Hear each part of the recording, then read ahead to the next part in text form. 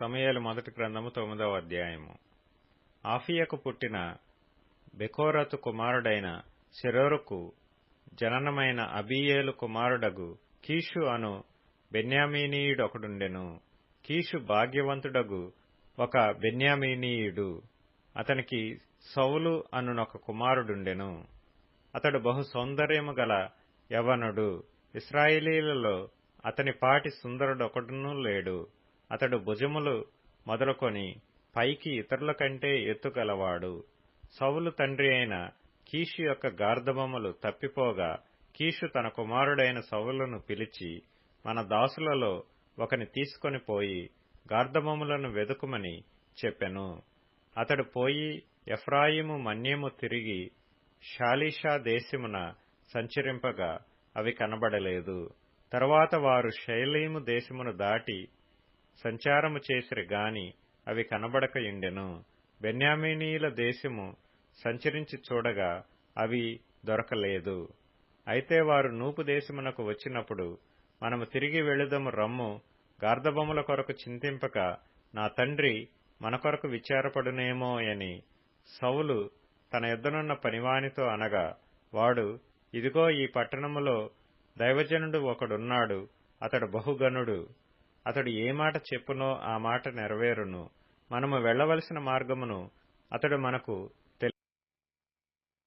తెలియజేయనేమో, అతని యొద్దకు వెళ్ళుదము రండని చెప్పెను. అందుకు సౌలు, మనము వెళ్ళునెడల ఆ మనిషికి ఏమి తీసుకొని పోవుదము? మన సామాగ్రిలో నుండి భోజన పదార్థములు సరిపోయినవి.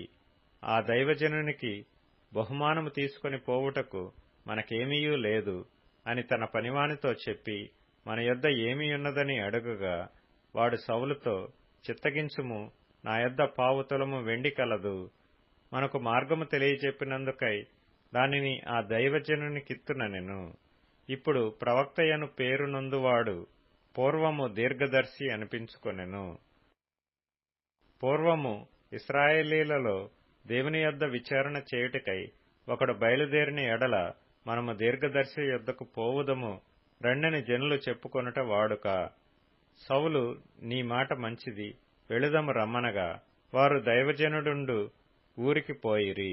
ఊరికి ఎక్కిపోవుచుండగా నీళ్లు చేదుకొనుటకై వచ్చిన కన్యకలు తమకు కనబడినప్పుడు, ఇక్కడ దీర్ఘదర్శి ఉన్నాడా అని అడిగిరి. అందుకు వారు, ఇదిగో అతడు మీ ఎదుటనే ఉన్నాడు, త్వరగా పోయి కలుసుకొనుడి. ఈ దినముననే అతడు ఈ ఊరికి వచ్చెను. నేడు ఉన్నత స్థలమందు జనులకు బలి జరుగును గనుక ఊరిలోనికి మీరు పోయిన క్షణమందే అతడు భోజనము చేయుటకు ఉన్నతమైన స్థలమునకు వెళ్లక మునుపే మీరు అతని కనుగొందురు. అతడు రాకమునుపు జనులు భోజనము చేయరు. అతడు బలిని ఆశీర్వదించిన తరువాత పిలువబడిన వారు భోజనము చేయుదురు. మీరు ఎక్కిపొండి, అతన్ని చూచుటకు ఇదే సమయమని చెప్పిరి. వారు ఊరిలోనికి రాగా ఉన్నతమైన స్థలమునకు పోవుచున్న సమూయేలు వారికి ఎదురుపడెను. సౌలు అచ్చటికి రేపు వచ్చునని యెహోవా సమూయేలునకు తెలియజేసెను.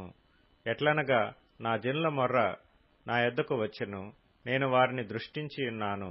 కాగా ఫిలిష్తీయుల చేతిలో నుండి నా జనులను విడిపించుటకై నా జనులైన ఇశ్రాయేలీల మీద వానిని అధికారినిగా అభిషేకించుటకు గాను రేపు ఈ వేళకు నేను బెన్యామీను దేశములో నుండి ఒక మనిషిని నీ యొద్దకు రప్పించుదును. సౌలు సమూయేలునకు కనబడగానే యెహోవా, ఇతడే నేను నీతో చెప్పిన మనిషి, ఇదిగో ఇతడే నా జనులను ఏలునని అతనితో సెలవిచ్చెను. సౌలు గవినియందు సమూయేలును కనుగొని, దీర్ఘదర్శి ఇల్లు ఏది?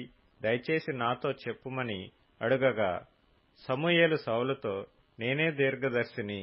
ఉన్నతమైన స్థలమునకు నాకు ముందు వెళ్ళుడి. నేడు మీరు నాతో కూడా భోజనము చేయవలెను. రేపు నీ మనసులోనున్నదంతయు నీకు తెలియజేసి నిన్ను వెళ్లనిచ్చెదను. 3 దినముల క్రిందట తప్పిపోయిన నీ గార్ధబములను గూర్చి విచారపడకుము, అవి దొరికినవి. ఇశ్రాయేలీయుల అభీష్టము ఎవరియందున్నది? నీయందును నీ తండ్రి ఇంటి వారియందును గదా అనెను. అందుకు సౌలు, నేను బెన్యామీనీయుడను కానా? నా గోత్రము ఇశ్రాయేలీల గోత్రములలో స్వల్పమైనది కాదా?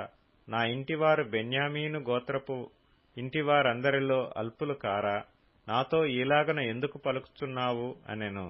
అయితే సమూయేలు సౌలును అతని పనివానిని భోజనపు శాలలోనికి తోడుకొని పోయి పిలువబడిన దాదాపు 30 మందిలో ప్రధాన స్థలమందు వారిని కూర్చుండబెట్టి వచనకర్తతో నేను నీ దగ్గర నుంచుమని చెప్పి నీ చేతికిచ్చిన భాగమును తీసుకుని రమ్మనగా వచనకర్త జబ్బను దానిమీదనున్న దానిని తీసుకొని వచ్చి సౌలు ఎదుట ఉంచగా సమూయేలు సౌలుతో ఇట్లనెను, చూడుము, మనము కలుసుకొను కాలమునకై దాచియించబడిన దానిని నీకు పెట్టియున్నాడు. జనులను పిలిచితినని నేను వచనకర్తతో చెప్పినప్పుడు ఇది నీ కొరకుంచవలసినదని చెప్పితిని. ఆ దినమున సౌలు సమూయేలుతో కూడా భోజనము చేసెను. పట్టణస్థులు ఉన్నతమైన స్థలము మీద నుండి దిగుచుండగా సమూయేలు సౌలుతో మిద్దె మీద మాట్లాడుచుండెను. మరునాడు తెల్లవారునప్పుడు సమూయేలు మిద్దె మీదనున్న సౌలును పిలిచి, నేను నిన్ను సాగనంపుటకై లెమ్ము అని చెప్పగా సౌలు లేచెను. తరువాత వారిద్దరూ బయలుదేరి ఊరి చివరకు వచ్చుచుండగా సమూయేలు సౌలుతో, మనకంటే ముందుగా వెళ్ళుమని ఈ పనివానితో చెప్పుము. దేవుడు సెలవిచ్చినది నేను నీకు తెలియజెప్పు వరకు నీవు ఇక్కడ నిలిచియుండుమనెను. అంతటా వాడు వెళ్ళెను.